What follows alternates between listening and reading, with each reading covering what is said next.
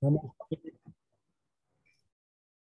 é, vamos continuar com o nosso estudo, buscando, em primeiro lugar, essa sintonia com o Mestre, essa total confiança de que o Mestre tem uma visão profunda e ilimitada e podia saber o impacto de seus ensinamentos ao longo dos séculos para seus discípulos de todos os países, de todas as culturas e de todo nível de conhecimento da Boa Nova.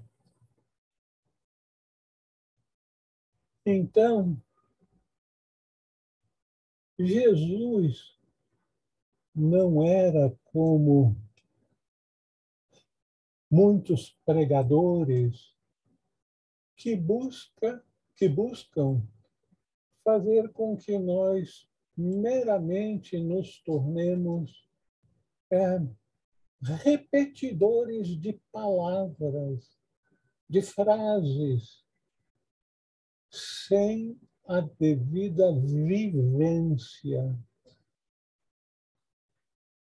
Um instrutor espiritual tem como objetivo facilitar aqueles que o seguem, os seus discípulos, facilitar a sua expansão de consciência, facilitar aquele processo interior, muitas vezes doloroso, longo, às vezes frustrante, de mudança interior. Um mestre, um grande instrutor, não está buscando alguém que tenha boa memória e possa repetir palavras de algum determinado texto. Eu me lembro, há mais de 50 anos atrás, quando vivia e lecionava economia nos Estados Unidos, é, como era popular nas escolas, não necessariamente nas universidades, mas nas escolas, os torneios de conhecimento bíblico. Então, aquele que estava liderando o torneio dizia Epístola de João 1, 3:17. Aí alguém levantava a mão e aquele negócio de decorar a Bíblia, inclusive aquilo na Bíblia que não pertence realmente à Boa Nova. A Boa Nova, os evangelhos, são os ensinamentos de Jesus voltados para uma sacudida em nossa alma por meio da nossa psique, para que a gente desperte para a realidade última e mude. Mude o quê? Nossos condicionamentos, nossa atitude para com a vida e venhamos a ser mais fraternos, nos aproximarmos mais com compaixão daqueles que conosco trilham essa jornada de volta à casa do Pai. Então, não é meramente pelo decorar de textos sagrados que nós vamos fazer progresso. O nosso progresso será feito na medida da nossa transformação interior. E como ela é difícil. Todos nós, vocês me perdoem de dizer isso, eu estou projetando de mim em vocês. Então, todos nós somos prisioneiros. Prisioneiros de uma série, mas muito longa, de conceitos, de preconceitos que nos mantêm no passado, nos mantêm em ideias que deveriam ter sido superadas e sem fazer progresso nos ensinamentos importantes que o Mestre nos ensina, de amarmos uns aos outros e no amar a aceitação sem julgamento das pessoas, a busca do caminho. O caminho não é no exterior, o caminho é a mudança interior. Enfim, toda uma série de conceitos, de orientações que, como são difíceis, o ser humano, o ego do ser humano é muito safadinho. Então, se não consegue fazer aquilo que é sua obrigação, que é sua meta fazer, que é a mudança interior, ele vai fazer de conta, vai aparentar que é um discípulo, vai voltar-se para as coisas desse mundo, como, por exemplo, decorar a Bíblia. Não vai adiantar muito. Uma, uma virtude que a gente consiga interiorizar e, por isso, dando um chega para lá em uma negatividade da nossa personalidade, vale muito mais de que mostrar o conhecimento intelectivo de textos e textos supostamente sagrados. Eu digo supostamente, porque, infelizmente, nós sabemos que os livros, a Bíblia que nós conhecemos não é necessariamente um uma apresentação íntegra e integral dos ensinamentos do Mestre. Nós sabemos que muita coisa foi mexida, retirada, acrescentada no texto que nos é apresentado como sendo os ensinamentos de Jesus, como sendo a boa nova, os evangelhos.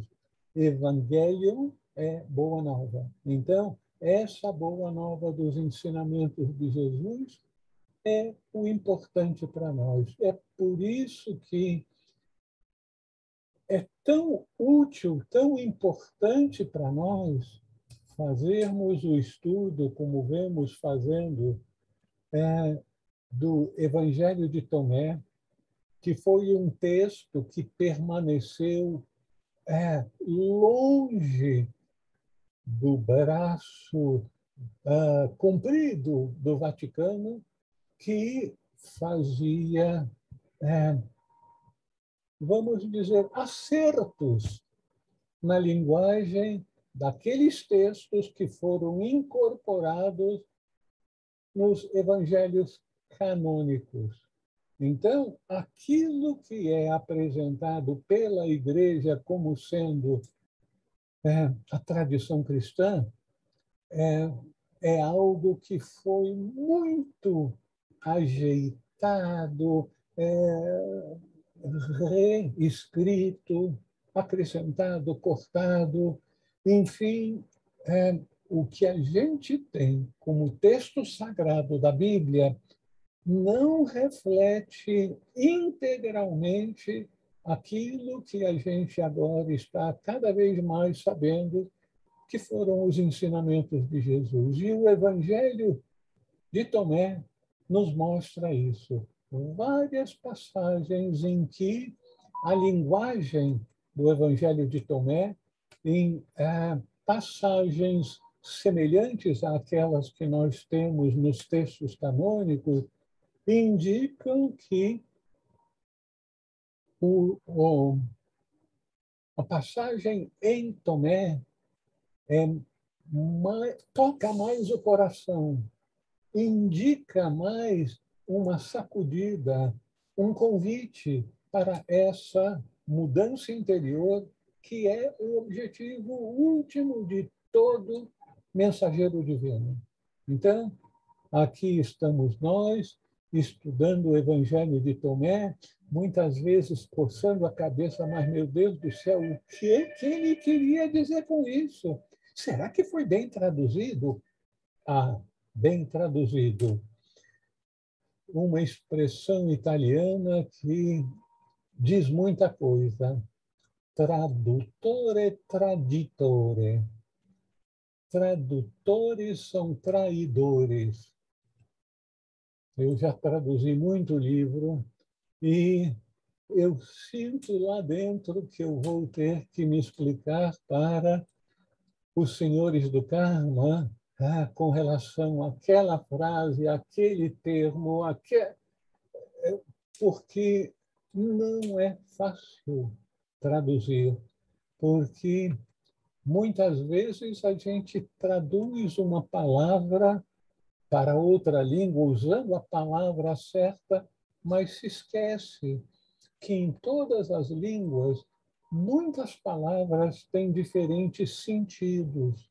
E a gente pode escolher um sentido que não era aquele que tinha sido a intenção no texto original. No texto, não, perdão. Na fala original do mestre, porque o mestre não escreveu nenhum texto. Então, foram seus discípulos que gravaram na memória, e os povos antigos que não eram bombardeados pela televisão, pelo WhatsApp, pelas mídias sociais e isso, aquilo. Então, de tempos em tempos, aparecia alguém novo na sua aldeia e dizia alguma coisa, aquilo era realmente novidade que eles gravavam, mesmo que não soubessem ler e escrever.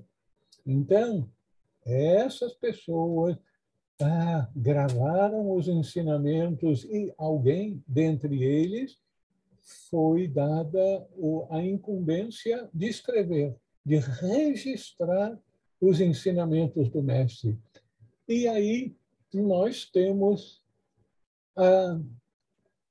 uma dificuldade que é difícil da gente captar, sentir a extensão desse problema. A linguagem que Jesus falava a maior parte do tempo, que ensinava, era aramaico. Nós sabemos hoje em dia que aramaico é uma língua muito antiga e, consequentemente, não era muito rica em palavras, em vocabulários.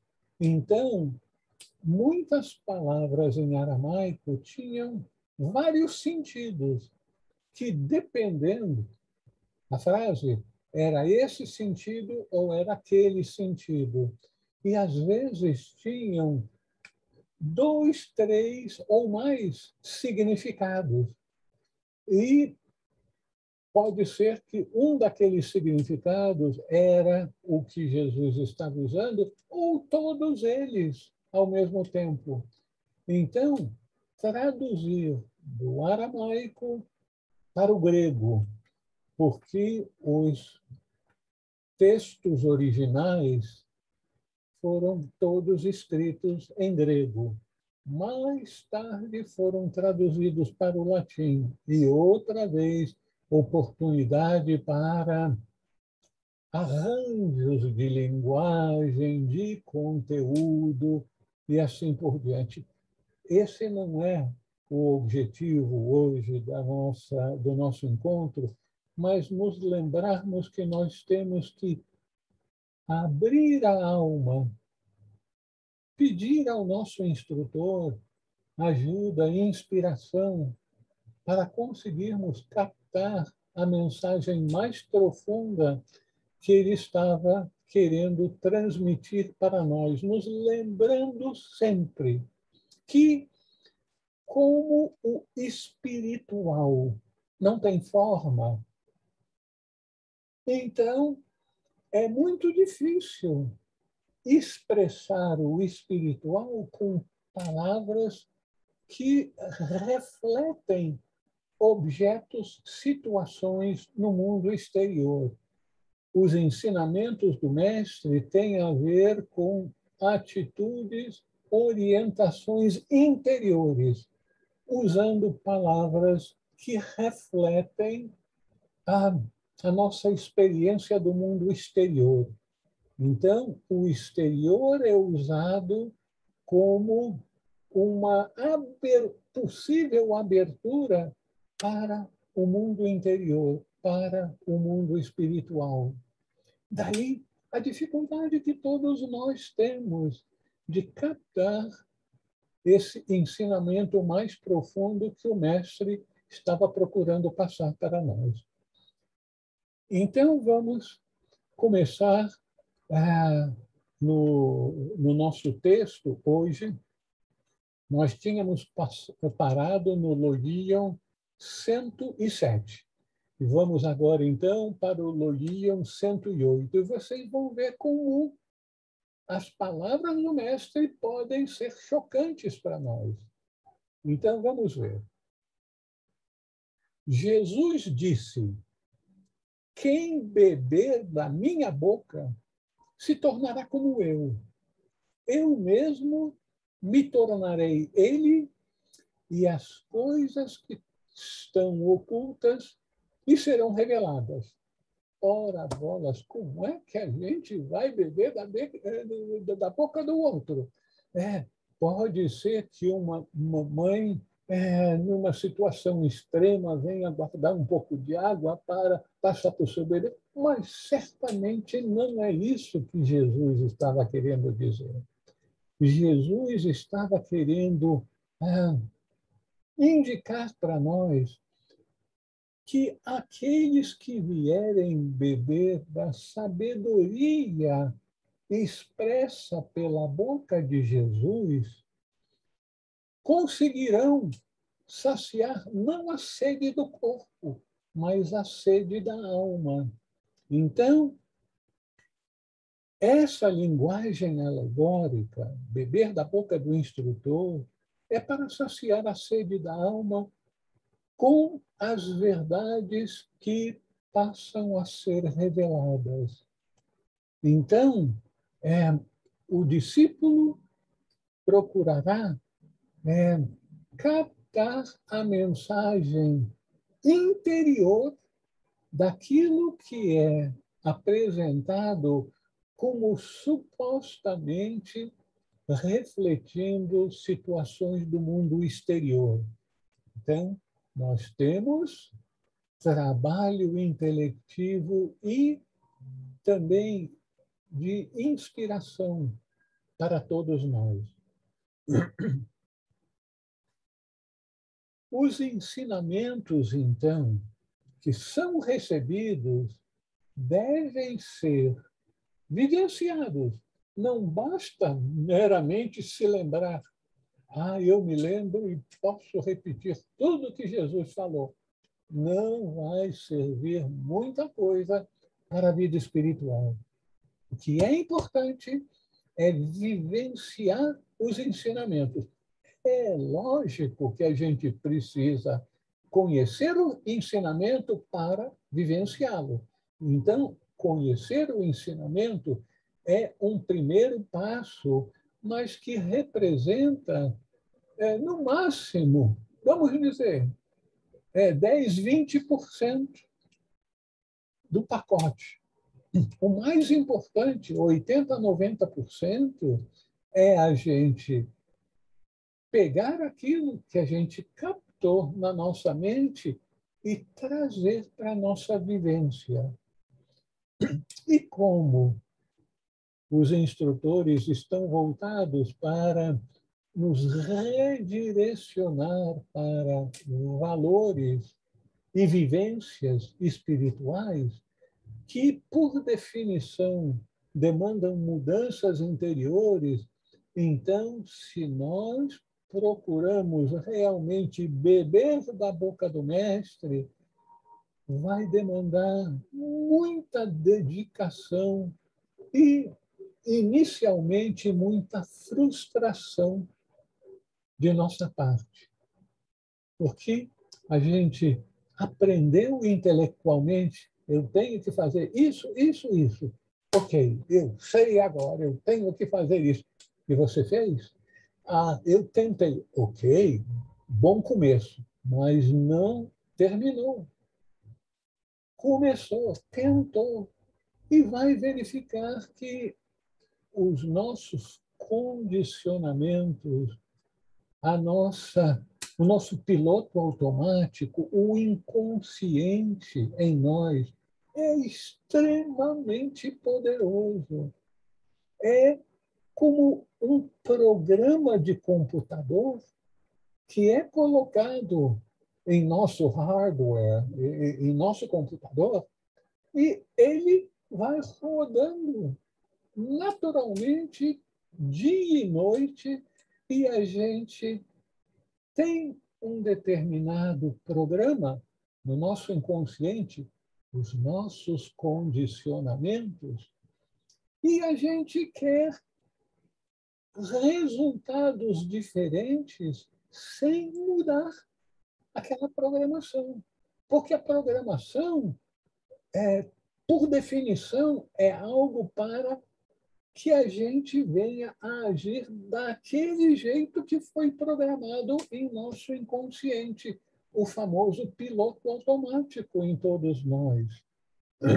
Então, é, é essa vivência, é essa sede de mudança, sede de resultados espirituais, vai demandar muita atenção.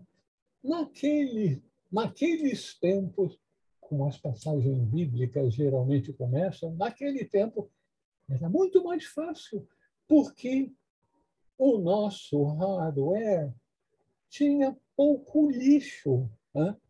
Poucos fake news colocados lá dentro.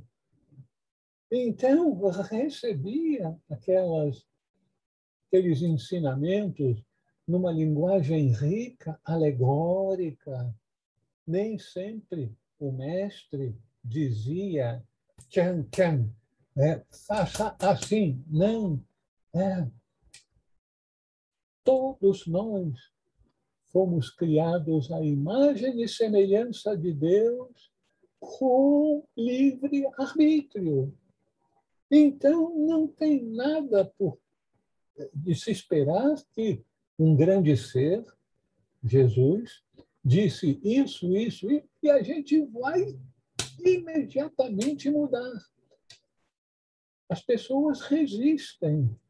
Os condicionamentos são como correntes pesadas, grossas, que nos aprisionam numa prisão mental, numa prisão comportamental. Então, o mestre tem que encontrar maneiras de tocar não necessariamente a nossa mente, mas o nosso coração. O direcionamento é apresentado numa linguagem que é aprendida intelectualmente, mas se não tocar o nosso coração, não haverá incentivo para mudança. Desculpe, não haverá incentivo para tentarmos a mudança. A gente vai tentar uma, duas, várias e várias vezes. A gente vai ficar frustrado, vai ficar irritado, mas, meu Deus, eu quero fazer e tento fazer e de repente, eu estou fazendo a coisa errada. Eu estou voltando aos meus velhos hábitos. E isso é muito frustrante na vida espiritual. Vida espiritual é mudança. Mudança é difícil. A gente tenta, a gente quer mudar. E a gente verifica que a coisa é diferente. É muito mais fácil a gente falar do que fazer. Então, quem beber da boca do Mestre, aí Jesus disse, eu mesmo me tornarei ele. Quem beber da minha boca se tornará como eu, e eu mesmo me tornarei ele. O que que ele está dizendo? Se nós bebermos do ensinamento que o Mestre passa para nós, ele está se tornando, num determinado nível, semelhante ao Mestre. E o Mestre, aí, no caso, não a figura externa, a personalidade do Mestre, mas o ser do Mestre. Não mais Jesus, mas sim Cristo em Jesus se tornará como aquele discípulo engajado, porque essa é uma verdade eterna. Todos nós somos expressões de Cristo. Então, quando nós entramos em sintonia com o Mestre, nós estamos entrando em sintonia não com a personalidade do Mestre, mas com o ser do Mestre, com o Cristo em Jesus.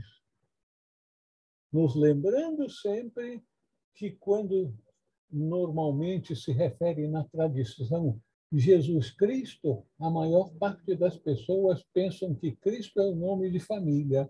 Assim como o meu nome é Raul Branco, então Branco é o nome de família, Cristo é o nome de família. Não! Cristo é o ser interior. O ser interior, o verdadeiro ser de Jesus, Cristo, que também é o verdadeiro ser em nós. Quando nós entramos em sintonia com o Mestre, nós estamos entrando em sintonia com o verdadeiro ser do Mestre. E a sintonia, então, do verdadeiro ser do Mestre com o nosso verdadeiro ser começa a criar uma atração, um facilitador para todos nós. Não vamos nos esquecer que tudo nesse mundo é vibração. Se é uma vibração, se o ser último no Mestre é uma vibração extremamente elevada, ao dizer que ele se tornará como nós e nós como ele, significa que nós vamos entrar em sintonia com a vibração do Mestre. E aquela sintonia vai se tornar um grande facilitador para nós, porque vai começar a desagregar a prisão na qual nós vivemos, que nos faz repetir e repetir os condicionamentos, os valores, as crenças do passado que já foram ultrapassadas, a gente até gostaria de se livrar delas, mas elas grudaram na gente. De vez em quando a minha mulher aponta para uma camisa minha, mas Raul, olha essa mancha aqui, como é que eu vou tirar isso? Essa mancha na camisa é como uma mancha na alma. Não adianta a gente ficar botando detergente, a gente fazer essa mudança das manchas na alma, aqueles condicionamentos negativos que nos prendem a este mundo, a conceitos de separatividade, de egoísmo, de agressão, de julgamento. Todos esses condicionamentos que, infelizmente, nós temos em menor ou maior grau, a gente tem que encontrar um jeito para se livrar dele. E, em vez de botar detergente, tira a mancha, eu vivo tendo que comprar esses negócios aí, mas eu procuro não atulhar a minha mente com esses nomes, mas eu sei que existem certos tira-manchas, mas como é que a gente tira esses essas nódoas da alma?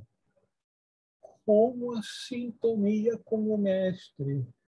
Por isso que Jesus está dizendo, quando nós buscamos beber da boca do Mestre, nos sintonizarmos com os seus ensinamentos, essa busca da sintonia vai criar uma vibração na nossa psique que vai facilitar ou chega para lá, no lixo que a gente carrega, no nosso inconsciente.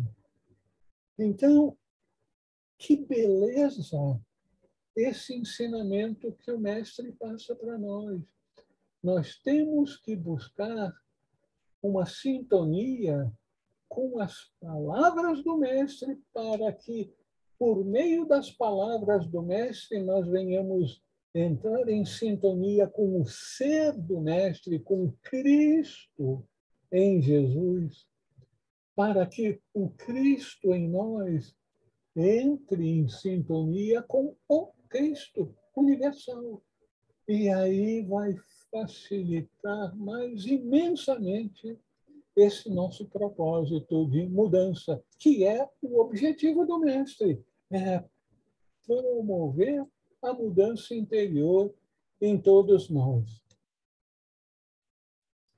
E com isso, o nosso instrutor diz, se nós entrarmos em sintonia com os ensinamentos do Mestre, mas entrar verdadeiramente em sintonia, não é decoreba, tá?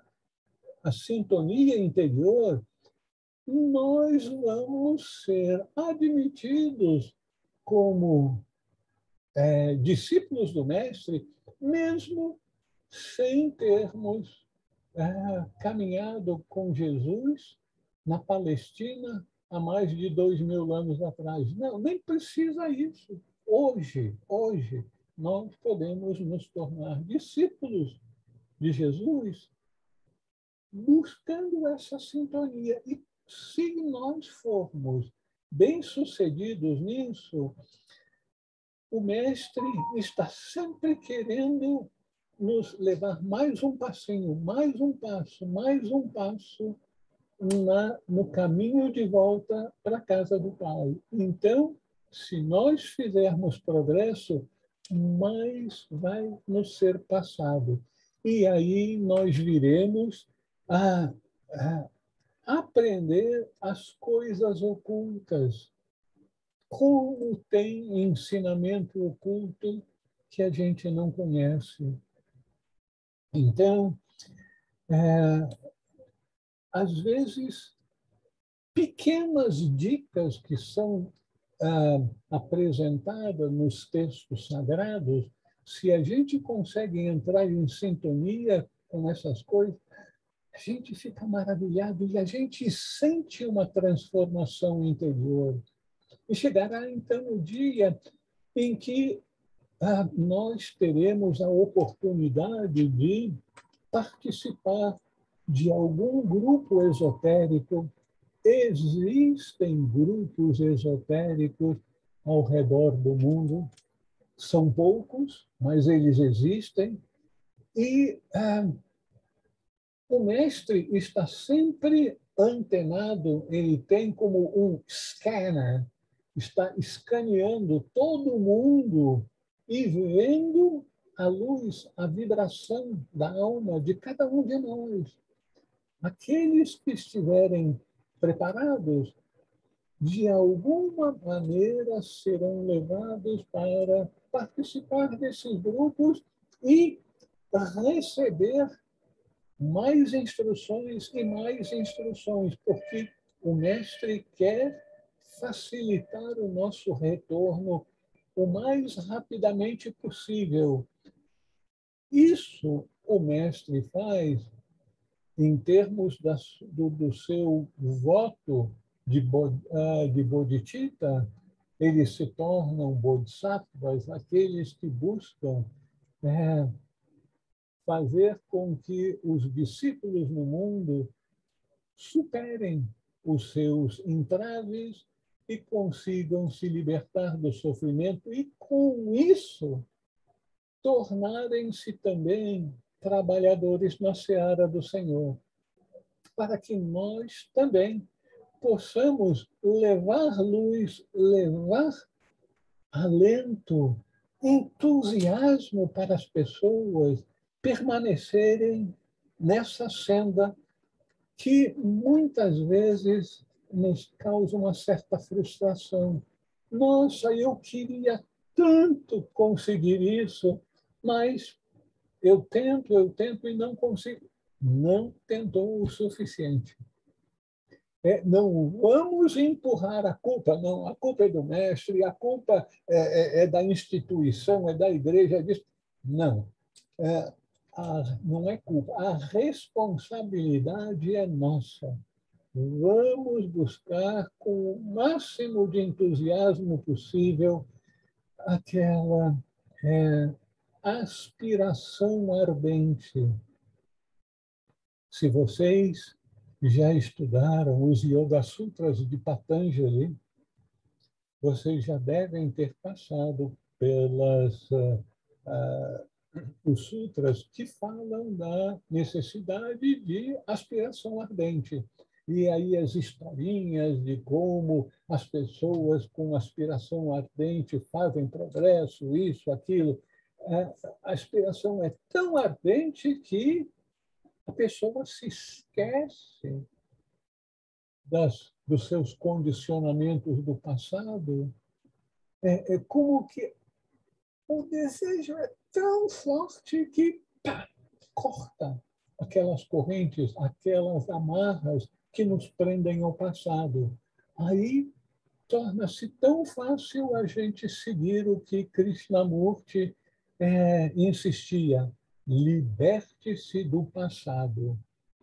Vocês já leram o livrinho de Krishnamurti com esse título? Se leram, parabéns. Se não leram, procurem ler. Na verdade, ele não escreveu esse livro. Os livros atribuídos a Krishnamurti, a maior parte dele foram coletados das suas palestras, que depois eram editadas, apresentadas para ele consentia que fossem publicados, e aí o livro, que era o resultado de suas palestras. Então, liberte-se do passado. Todos os instrutores dizem isso. O que Eckhart Tolle fala tanto?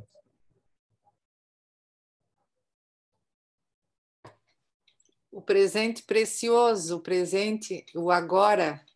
Isso! Viver no aqui e no agora. como ele mais martela e martela nessa tecla. Porque se a gente está mais totalmente imerso no aqui e no agora, a gente não vai ficar perdendo tempo julgando as pessoas pelas coisas que fizeram no passado. E, meus irmãos, minhas irmãs, vocês podem ter certeza que, infelizmente, a gente faz muito disso. A gente olha para uma pessoa e imediatamente o nosso inconsciente liga tudo aquilo que aconteceu no passado com aquela pessoa e a gente já põe uma etiqueta na testa dele, uma etiqueta que talvez reflita o comportamento dele no passado, mas não é aquilo que está acontecendo no aqui e no agora.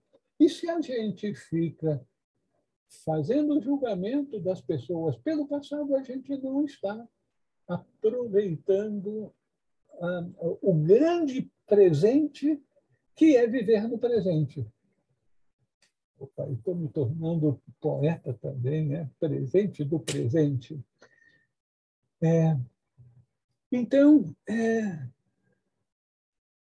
se nós conseguirmos, como Jesus ensinou aqui, beber de sua boca, nós poderemos nos tornar seus discípulos avançados, gnósticos. Bom, vocês gostariam de fazer alguma observação, alguma pergunta sobre esse Logion?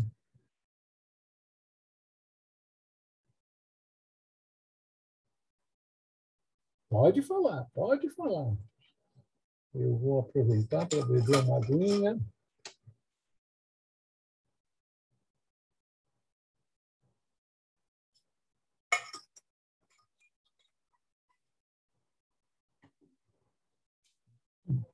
Bom, então, passamos para o próximo Logion.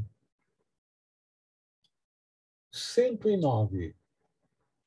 Jesus disse: o reino é como um homem que tinha um tesouro escondido em seu campo sem saber. Após sua morte, deixou seu campo para seu filho. O filho não sabia a respeito do tesouro. Ele herdou o campo e o vendeu. O comprador, ao arar o campo, encontrou o tesouro. Começou, então, a emprestar dinheiro a juros a quem queria.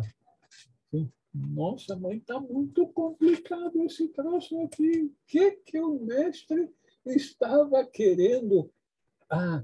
O âmago do seu ensinamento.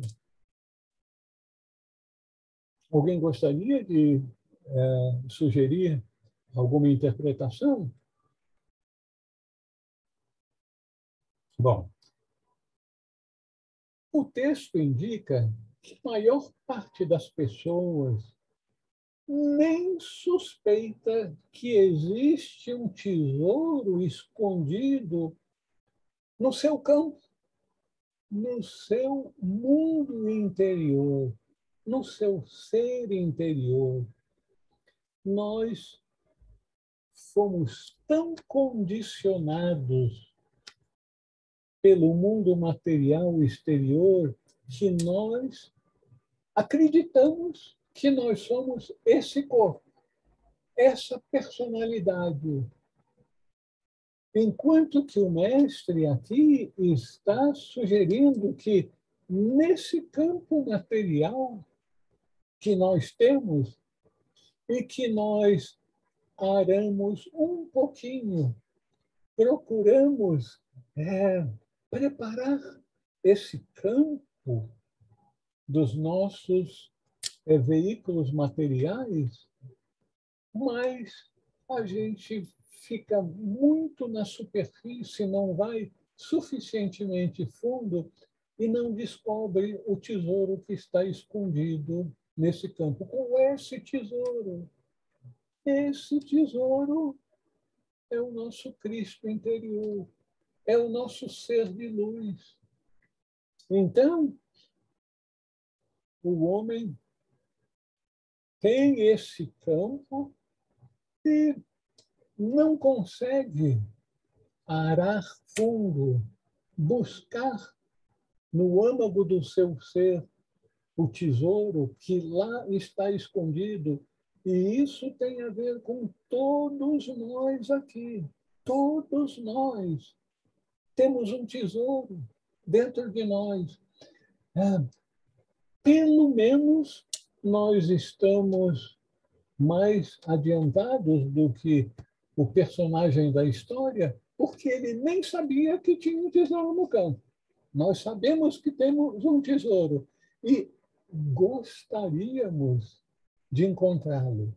Agora, é possível, talvez até mesmo provável, que nós não colocamos um arado fundo.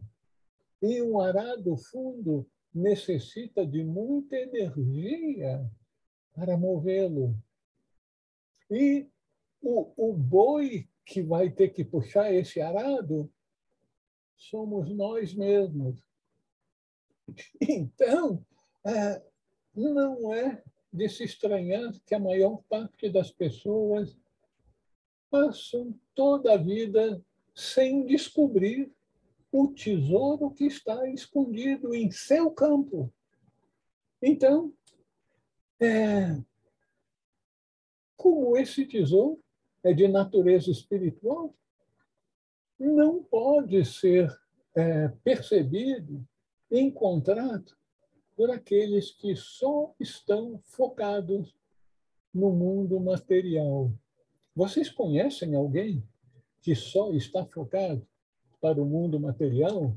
Não, não, não. Muito pouca gente, deve ser num país estranho cujo nome a gente nem ouviu falar. Bom,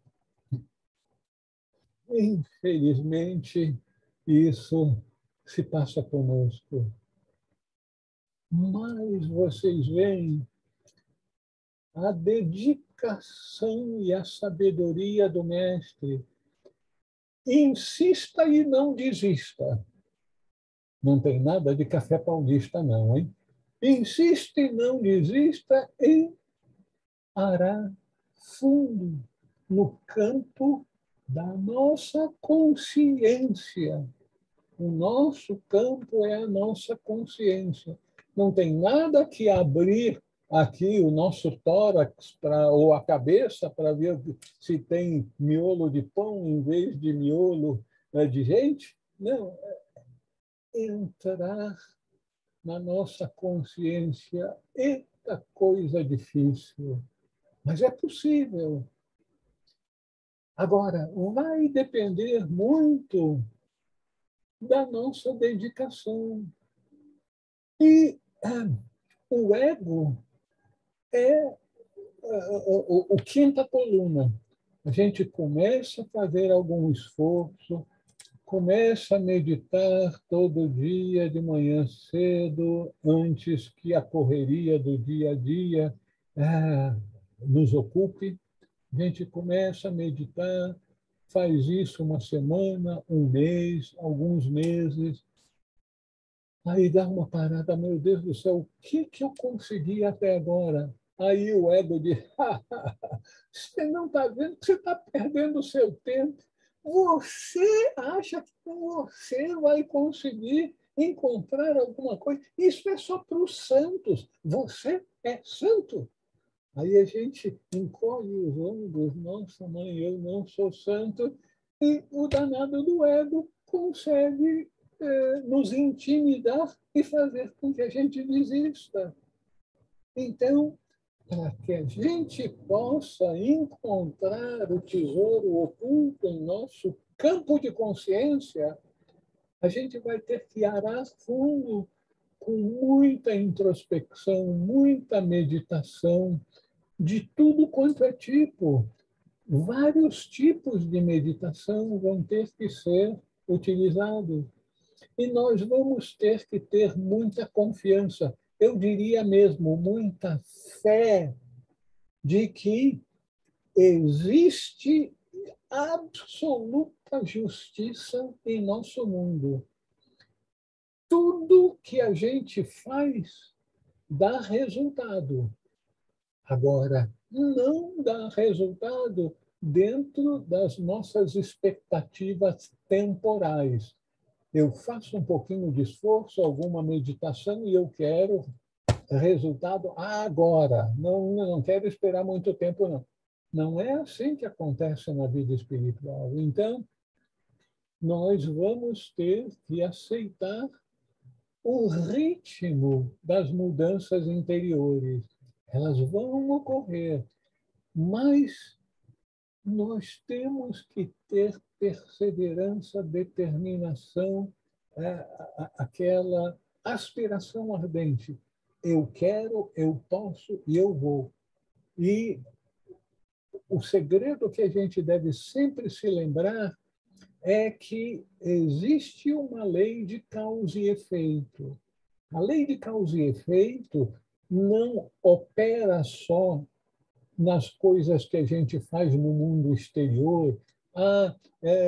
Eu dei um grito com aquela criança porque estava muito chata, não sei o quê, pá, e aí, mais cedo ou mais tarde, a gente vai receber um grito de uma pessoa mais graduada do que nós e a gente não vai saber por que recebeu aquele grito.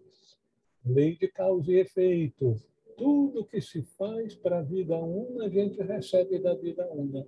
Portanto, todo o esforço que nós fizermos para encontrar o tesouro escondido no campo de nossa consciência terá resultado. Não vai ser no tempo, no momento, da maneira que a gente está esperando, porque as nossas expectativas muitas vezes são, permitam-me dizer, fantasiosas.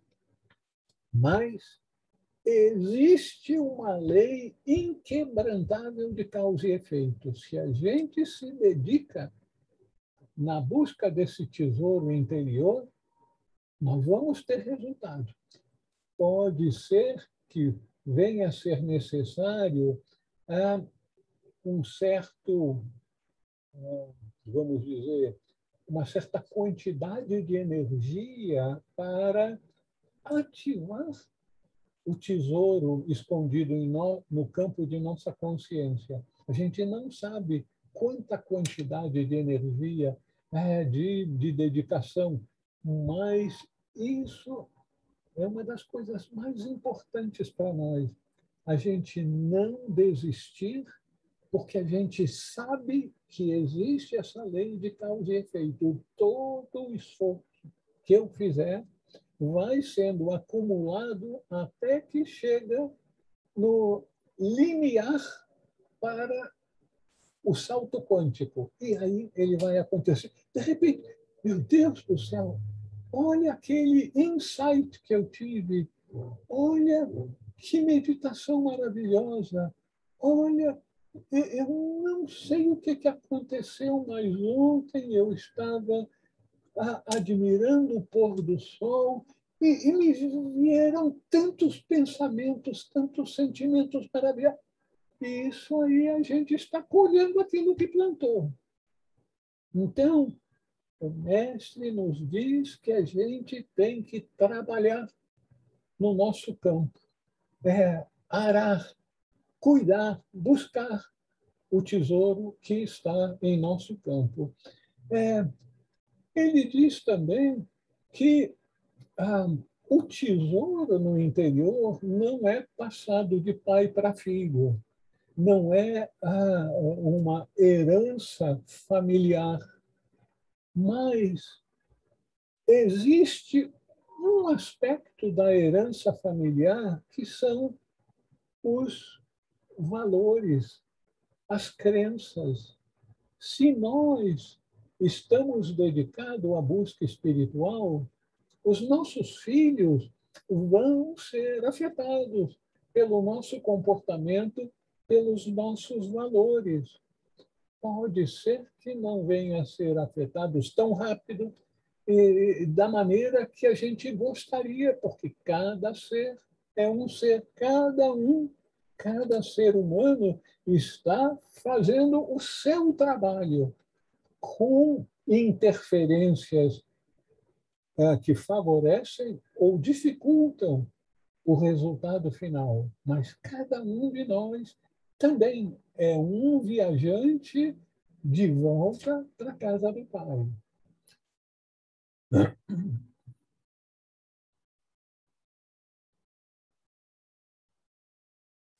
Aí, o interessante é que nessa passagem é dito que então, o campo é como que vendido para outro. Ele é passado, de alguma forma, o conceito da busca e a determinação da busca vai ser passada para alguém que a gente vai vender a ideia e eles vão buscar fundo e eles vão acabar encontrando aquele tesouro interior. E aí o texto diz, ele então encontrou o tesouro e passou a emprestar a juros a quem queria. Porém, aí, olha, eu não tenho boa memória, mas eu acho que o mestre já disse que se a gente tem algum tesouro, tem dinheiro, não deveria emprestar a juros, deveria emprestar àquele que precisa. E como é que está dizendo emprestar dinheiro a juros?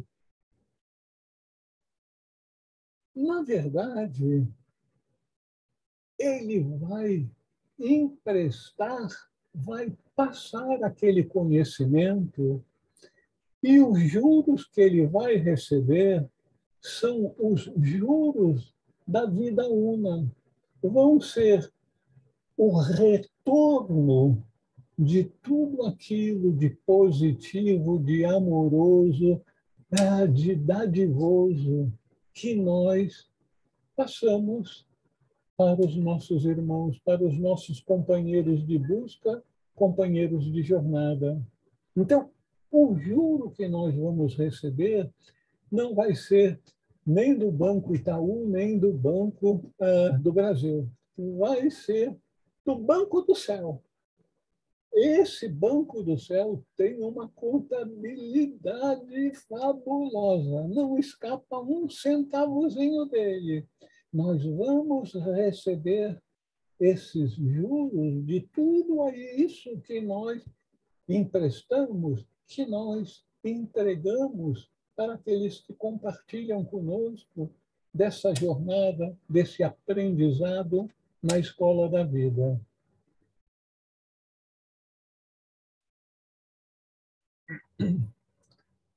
Vocês gostariam de fazer alguma observação, alguma pergunta?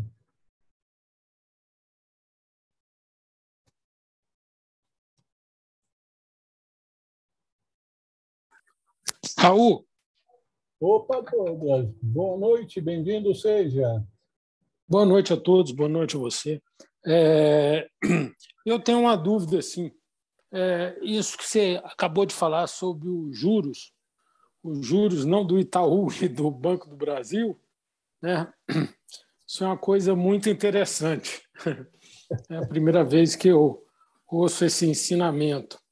Agora, quando você ara uma terra, seja ela qual for, seja ela no campo espiritual ou no campo financeiro, existe também os senhores do karma que estão sempre questionando o resultado dessa conta. Por mais que você are ou uma terra, ou uma pessoa, ou um grupo, existe o lado do débito kármico. Então, nem sempre você colhe aquele resultado que você estava esperando. Então, essa seria a minha pergunta. Procede essa minha linha de raciocínio? Douglas, por que você faz pergunta tão difícil assim, meu caro? Você não gostaria de responder a sua própria pergunta? Meu querido, veja só.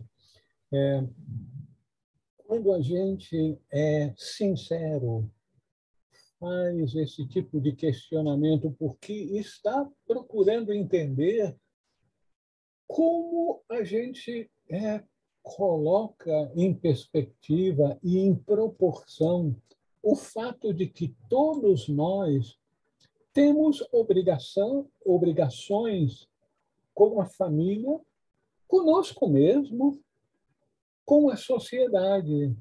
Então, nós temos muita coisa que fazer buscando encontrar o sábio caminho do meio, buscando encontrar o equilíbrio, buscando encontrar a proporção apropriada entre o material e o espiritual.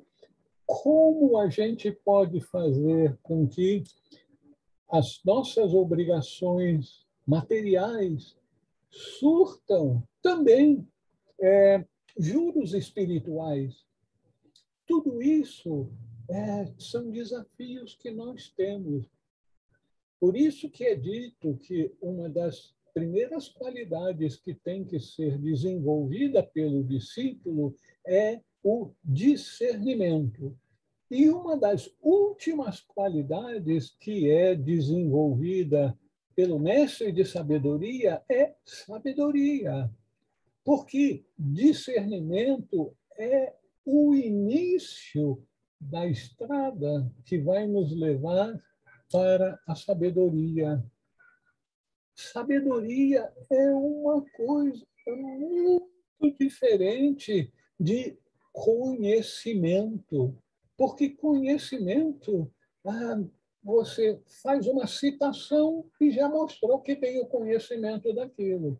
Você diz que tem que alimentar os pobres e você vai alimentar os pobres ao ponto de deixar a sua família em casa sozinha, esqueceu de deixar um pouco de comida para eles, mas alimentou os pobres. Então, encontrar equilíbrio, meu Deus do céu, como é difícil a gente encontrar esse verdadeiro equilíbrio. As pessoas que nascem no signo de Libra, a balança, provavelmente é indicativo de pessoas já bem avançadas, mas que estão precisando de fazer algum progresso na área do equilíbrio daquilo que vai levar até a sabedoria, porque a gente precisa de cuidar do corpo, precisa de cuidar das coisas materiais. Paulo, o apóstolo Paulo, que viajava por todo o mundo, conhecido daquela época, principalmente ao longo do Mar Mediterrâneo, ele ia com vários discípulos que o acompanhavam, como os discípulos de Jesus acompanhavam o mestre também. E Paulo era muito enfático. Quem não trabalha não merece comer. Porque quando vários discípulos de um instrutor, como no caso de Paulo com seus discípulos, que iam de vilarejo em vilarejo, de cidade em cidade, e eram recebidos pelas famílias. E as famílias, naquele tempo, não eram muito ricas. Famílias que trabalhavam, e trabalhavam duro para o seu sustento. E então, de repente, chega meia dúzia de pessoas, 10 pessoas, e vão ser acolhidas e alimentadas por uma família que não tinha previsto alimentar mais 10. Estava tendo dificuldade de alimentar os 5, 6 da família, de repente chegam mais 10. Aí Paulo dizia: quem não trabalha não deve comer. Paulo era conhecido como um construtor de tendas. Então, ele procurava consertar e dava a orientação a todos aqueles que o seguiam de serem úteis, de trazerem algum benefício material também. Não era só o benefício espiritual. Meus irmãos e as irmãs, Obrigado, Raul. Será que dá alguma sacudida na experiência de nossa vida de termos, em algum momento, enfatizado em demasia ou o aspecto espiritual ou o aspecto material, sem encontrar aquele equilíbrio material e espiritual, a amar ao próximo como a si mesmo, cuidar de si também, alimentar-se, dormir, descansar e trabalhar também, encontrar o equilíbrio naquele grupo aonde ele se insere, no seu trabalho.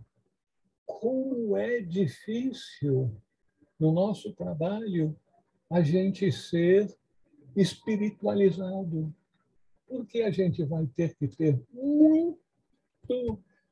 muita responsabilidade naquilo que a gente faz, fazer muito, muito bem, sem buscar elogios, sem buscar recompensas especiais. É a alegria de servir o outro também no nosso trabalho ganha-pão. Ajudar aos nossos colegas de trabalho sem se preocupar. Se eu ensinar isso para ele, aí eu não vou ser indispensável. Aí começa a fazer aqueles cálculos de benefício próprio, já saiu da esfera espiritual. Então, encontrar esse equilíbrio em tudo que a gente faz para fazer parte daquele todo que começa como discernimento e vai desaguar no oceano da sabedoria. Vocês gostariam de fazer alguma outra observação, pergunta?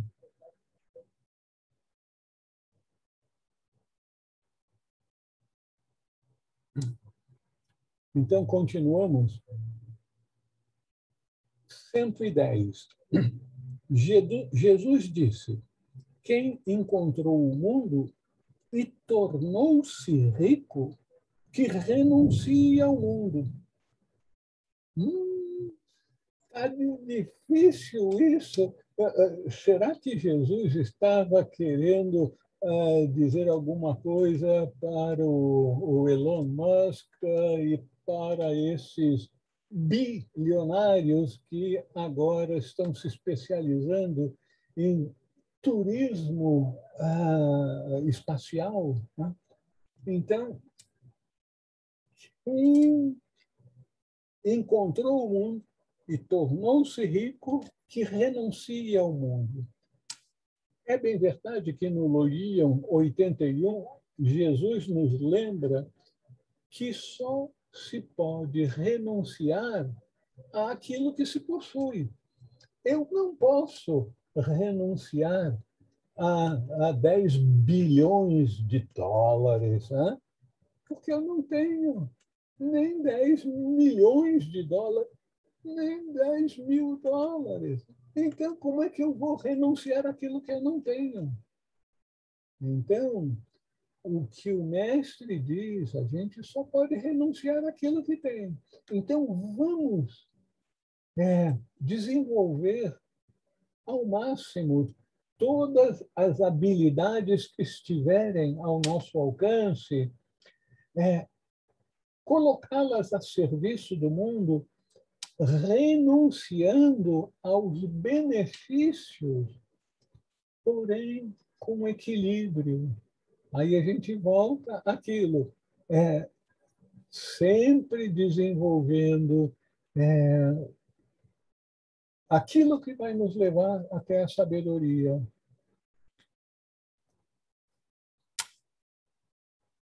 Quem encontrou o mundo e tornou-se rico, que renuncia ao mundo. Muitas pessoas imediatamente, sim, esse negócio de rico, os ricos são terríveis, dinheiro é sujo, dinheiro só traz malefícios para a vida. Vocês acreditam nisso? Só traz malefícios, que é sujo. Não. Dinheiro é também outro tipo de energia. E é uma energia como o as no jogo de baralho, que pode assumir qualquer valor. Então, é algo tão flexível que, com dinheiro, você pode fazer mil e umas coisas. Então, dinheiro não é sujo, dinheiro não é malefício. O que a gente tem que cuidar é como se obtém o dinheiro e como se utiliza o dinheiro. E isso, sim, a gente tem que estar muito atento.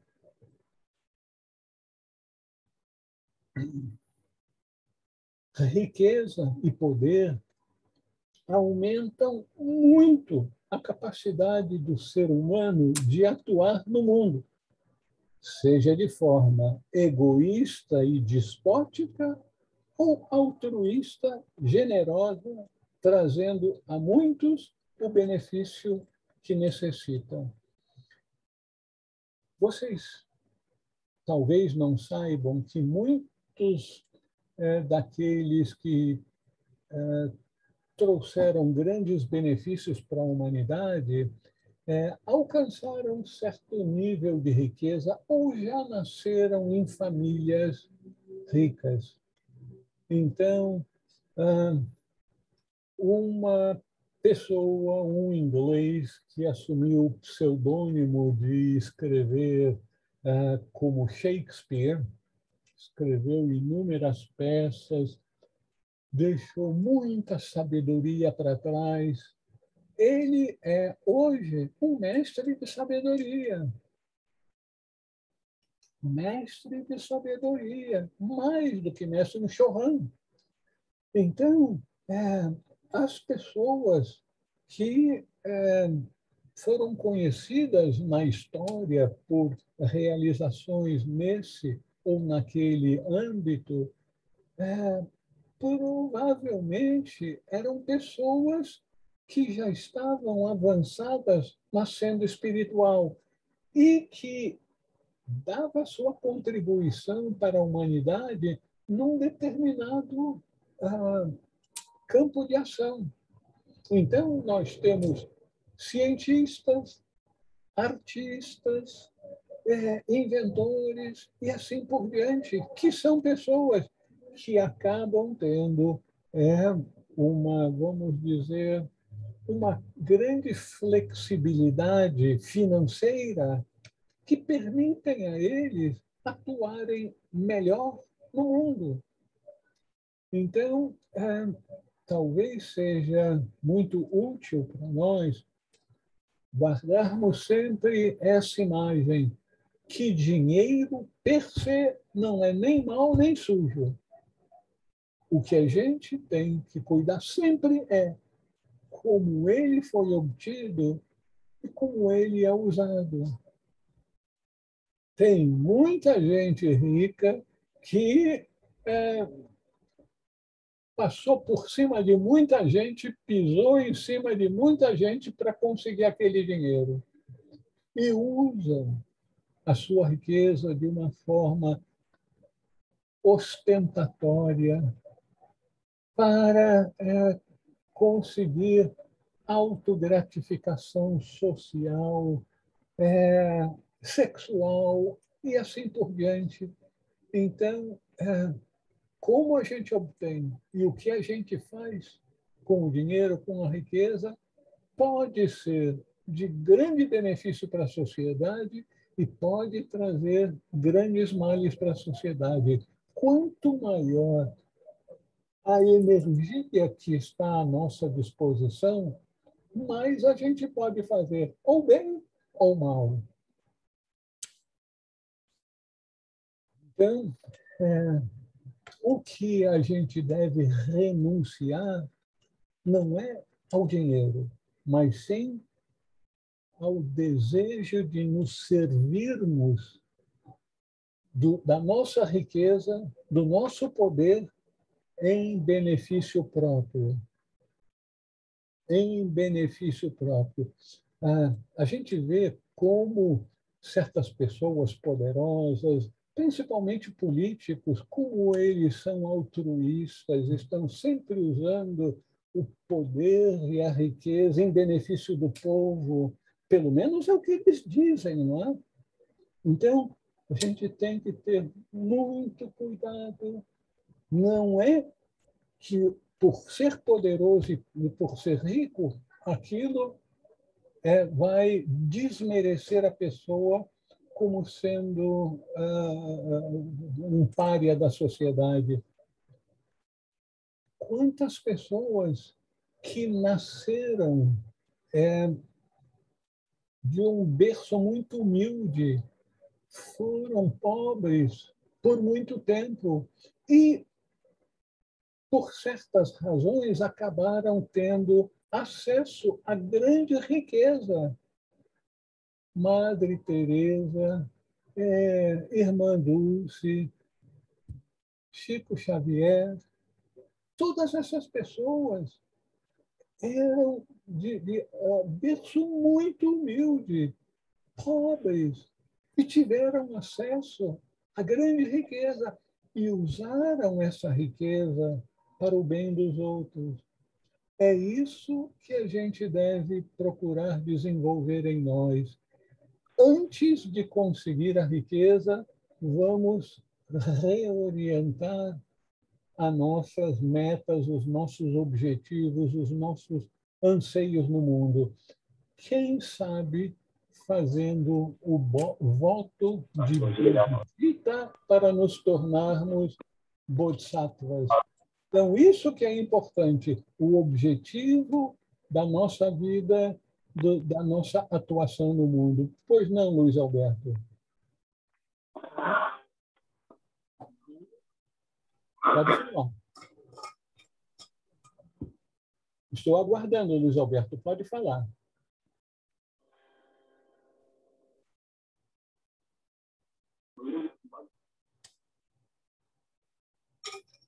Você não queria falar, Luiz Alberto? Tá bom, deve ter sido algum toque sem querer aí nos comandos. Alguma pessoa gostaria de fazer alguma observação? Nós temos 5 minutinhos até o final da nossa reunião e nós temos que ser bem pontuais. Vocês gostariam de fazer alguma observação? Alguma pergunta? Vamos aproveitar agora.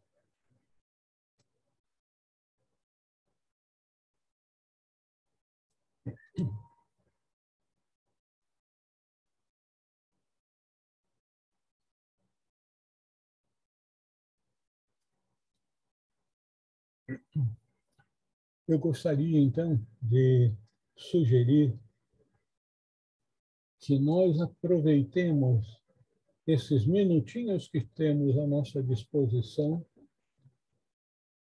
para fazermos uma meditação para o benefício de todos aqueles que estão participando e que participaram no passado, gostariam de participar de nossas reuniões, mas por uma razão ou outra, razão de saúde, razão de outros compromissos, não podem fazer, mas o anseio de coração é de participar dessa nossa busca, a busca da verdade, a busca da orientação e o reforço da nossa determinação de continuar buscando em nosso campo o tesouro escondido.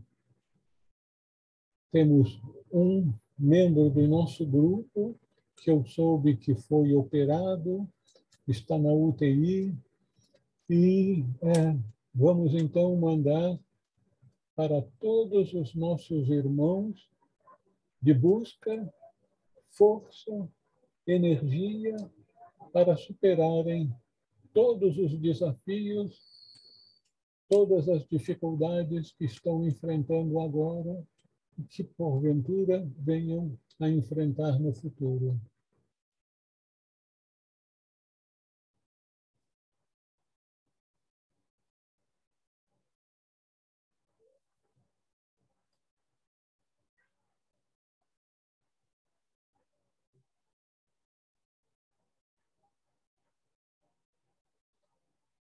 Que todos os seres sejam felizes, que todos os seres vivam em paz. Boa noite, minhas irmãs, meus irmãos. Vamos continuar arando o campo, porque nós vamos encontrar o tesouro escondido que está nos aguardando.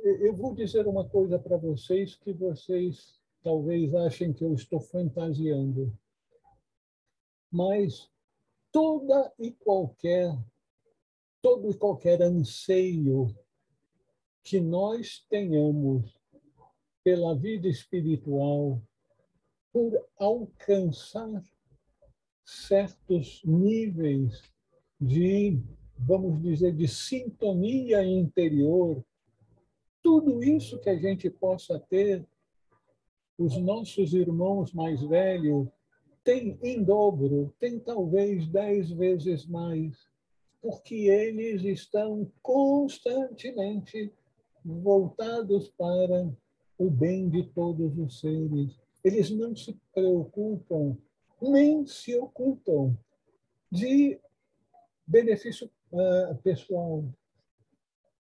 O anseio constante deles é que a gente possa despertar, que a gente possa encontrar o tesouro escondido dentro de nós, porque isso vai fazer com que nós venhamos a nos tornar capacitados como médicos que recebem a autorização para praticar do Conselho Federal de Medicina, sei lá, mas que recebem, então, o seu diploma, pode participar agora. Os nossos instrutores querem nos tornar médicos de alma e eles mais se engajam dentro daquilo que é possível fazer para facilitar o nosso progresso. Então, vamos ter isso constantemente conosco. O mestre está comigo, ele está fazendo tudo o possível para facilitar o meu progresso. Eu não vou desanimar. Eu vou mudar. Eu vou mudar. Eu não vou mudar nem o meu marido, nem a minha mulher, nem o meu filho, nem o meu vizinho. Eu quero mudar a mim mesmo.